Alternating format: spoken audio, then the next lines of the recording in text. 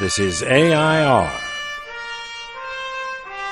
Artists in Residence Broadcasting, coming to you once a week from New York City.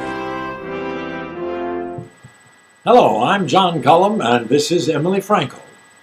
And we are going to do a post for M's Talkery, my blog, Okay. about you. Uh-oh. I want to know, I want people to know, how in the world you got your first job, your first major job on Broadway? Well, I got it through Shakespeare, and it was in a musical called CAMELOT. I was very uncomfortable auditioning for musicals, as you know. You told me that I gestured too much, and that I should, you said, you can have one gesture at the end of the song.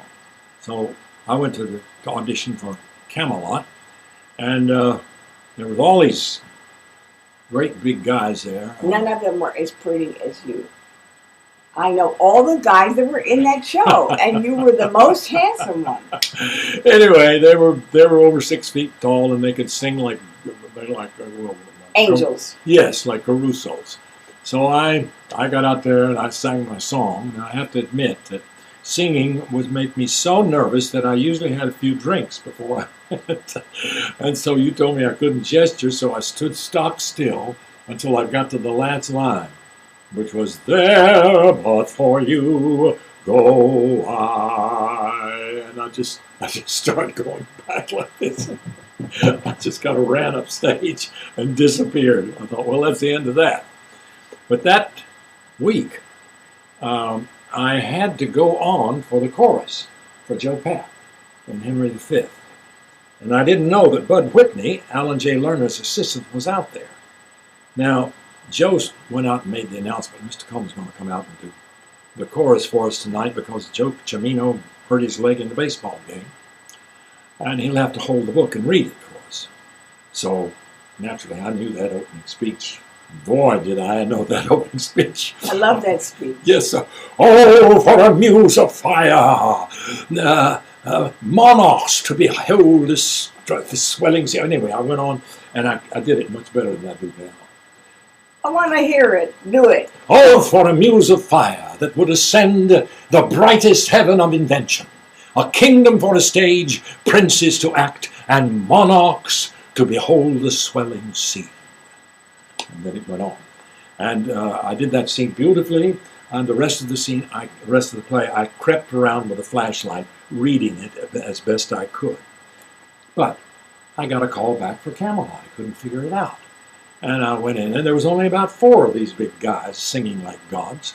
And none of them as good looking as you. So I went out there, and they said, "Mr. Cullum." I said, "Yep." They said, "We understand that you're doing Shakespeare the part." I said, "That's right." He said, "Could you do something for us from Shakespeare?" I said, "I can do practically anything." They said, "Well, would you do something from Henry V?" And I said, "Yes, I'll do the opening chorus." And somebody said, I guess it was Allan Lerner or Moss Hart, I don't know which, No, we've heard you sing. We'd like to hear you read."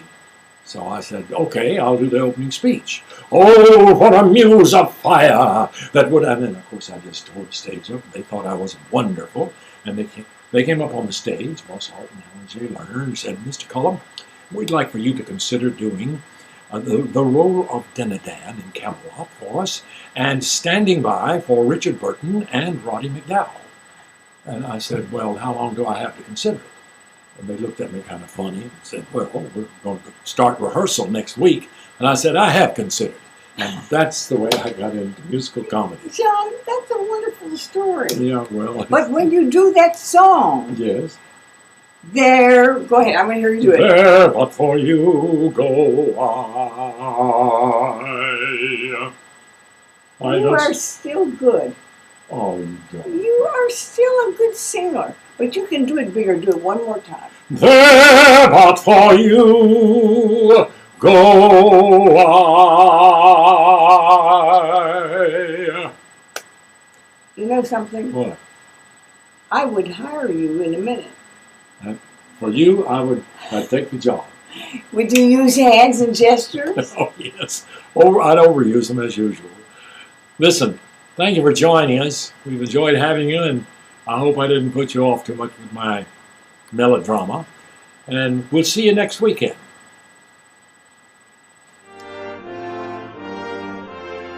This is AI.R. See you next week.